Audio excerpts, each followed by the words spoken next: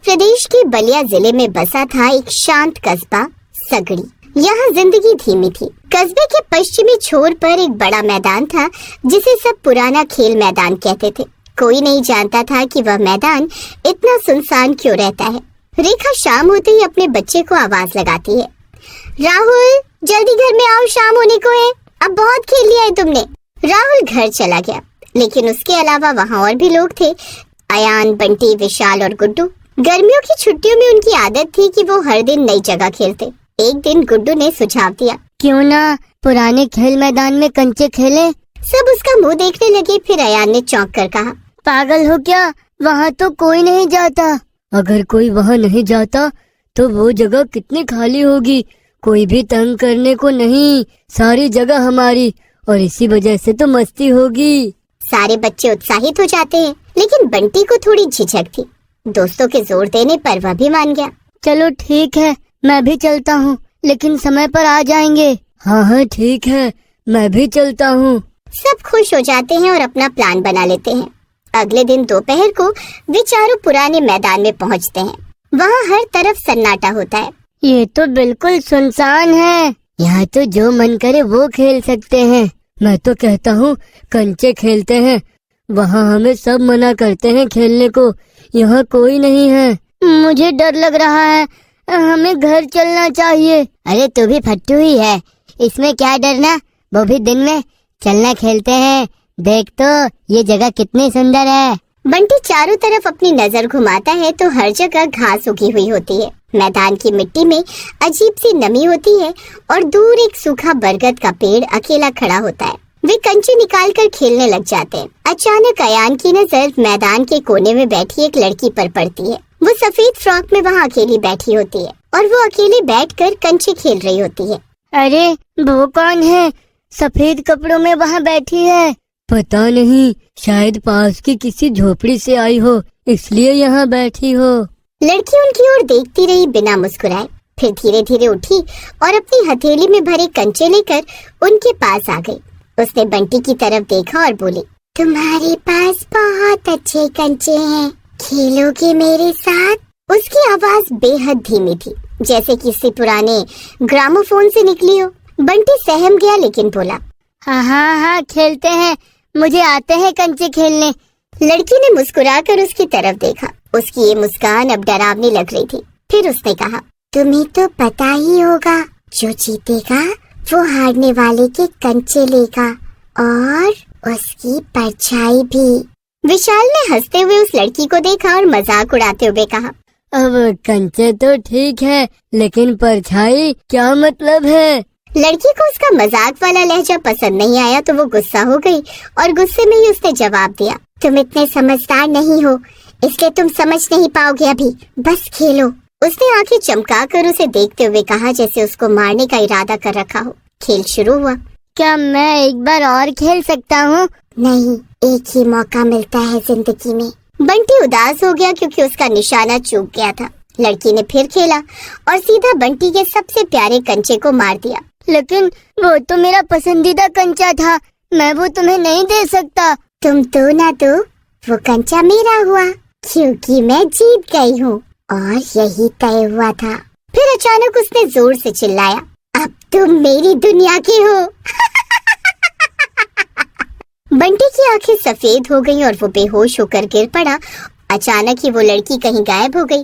उसके बाद तीनों दोस्त घबरा गए। वो लड़की कहाँ गई? पता नहीं, उसको छोड़, पहले बंटी को देखते हैं। ये सब देख वो बहुत डर जाते हैं। अब क्या करें, कोई भी बोलेगा तुम उधर खेलने क्यों गए थे। इसके पेरेंट्स से क्या बोलेंगे यार। एक काम करते हैं, पहले इसको उठा कर ले चलते हैं। मुझे लगता है ये हमसे नहीं उठ पाएगा। कोशिश तो करनी पड़ेगी, इसको यहाँ तो नहीं छोड़कर जा सकते। वो तीनों उसको किसी तरह से उठाकर घर ले आए। क्या हुआ मेरे बेटे को? बच्चे उनसे आंख नहीं मिला पा रहे थे। बताओ बेटा, क्या हुआ है इसको? बच्चे कुछ देर शांत रहे। अंकल, ये धूप में बेहोश हो गया था, जाने कैसे। सारे बच्चे हाँ में सर हिलाने लगते हैं और उसके परिवार को लगता है कि वो गर्मी से बेहोश। अगले दिन बंटी को होश आता है, लेकिन बंटी किसी को नहीं पहचानता। वो सिर्फ दीवार की ओर देखता रहता और बुदबुदाता, मेरे कंचे, मेरी परछाई वापस दो, मेरे कंचे दो, वो मेरा सबसे फेवरेट कंचा है। अब सब और डरने लगे। अभी तक उन्होंने बंटी के मम्मी पापा को नहीं बताया कि वो कहाँ गए थे। अयान ने उसी रात विशाल और गुड्डू को बुलाया और कहा, कुछ गड़बड़ है, वो लड़की वो इंसान नहीं थी, मुझे तो ऐसा ही लगता है, वो कुछ अलग थी। गुड्डू चुपचाप उसकी बात सुन रहा था। फिर एकदम से गुड्डू ने डरते हुए कहा, हम उसके साथ दोबारा खेलने नहीं जाएंगे, हमने गलती करी जो हम वहाँ गए। वो बंटी तो मना भी कर रहा था, लेकिन उसको हम ले गए और उसकी क्या हालत हो गई है। गुड्डू बहुत रोने लगा, लेकिन अयान को चैन नहीं था। वो जानना चाहता था कि बंटी के साथ क्या हुआ। अगर हम नहीं गए तो कुछ समझ नहीं आएगा। मुझे भी नहीं जाना है उधर, मैं तो अब तुम लोगों के साथ कहीं भी नहीं जाऊंगा। अयान खुद भी अकेले जाने में डर रहा था, लेकिन उसको जानना तो था ही ना कि आखिर बंटी को हुआ क्या है। फिर उसे एक तरकीब सूझी। अयान की दादी जमीला बानो गांव की बुजुर्ग और ज्ञानी महिला थी। जब अयान ने उनसे पुराने खेल मैदान के बारे में पूछा, दादी आपसे एक बात पूछनी थी। पूछो मेरे लाल। दादी वो जो पुराना मैदान है उसमें कुछ गड़बड़ है क्या? दादी ये सुनते ही कांप गई। बेवकूफ, उस जगह मत जाया कर, वहाँ कंचे वाली चुड़ैल बसती है। कंचे वाली चुड़ैल? अयान ये बात सुनकर चौंक गया। फिर दादी ने उसको बताया, हाँ, उस मैदान में एक लड़की कंचे खेलते समय गिरकर मर गई थी। कोई उसकी मदद नहीं कर पाया। उसके मरने के बाद वहाँ जो भी बच्चा कंचे लेकर जाता कभी वापस नहीं आता। लोगों ने उसे कंचे वाली चुड़ैल कहा। उसकी आत्मा अब तक मैदान में खेलती है, हर उस बच्चे की परछाई चुराने के लिए जो उसके साथ खेले। इसका मतलब ये है कि बंटी की परछाई उस चुड़ैल के पास है। दादी ये सच है क्या? हाँ, वो आत्मा शरीर की परछाई चुरा लेती है, जिससे शरीर धीरे धीरे खाली खोल बन जाता है। जो एक बार उसके साथ खेले वो कभी पहले जैसा नहीं रहता, बस जिंदा दिखता है, होता नहीं है जिंदा। अयान अपनी दादी की बात सुन बंटी के लिए दुखी हो जाता है, लेकिन फिर भी अयान और विशाल ने तय किया कि वो इस रहस्य को खत्म करेंगे। विशाल, अपने दोस्त के लिए हमें ये करना पड़ेगा। अगले दिन वे मैदान में फिर पहुंचे, लेकिन इस बार वे खाली हाथ नहीं थे। उन्होंने कांच का एक आईना, हनुमान चालीसा और कुछ लाल मिर्चें साथ ली थी।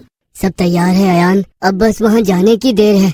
वो वहाँ पहुँचते हैं तो वो लड़की फिर वही सफेद फ्रॉक में दिखती है और मुस्कुराकर बोलती है, आज फिर कोई खेलना चाहता है?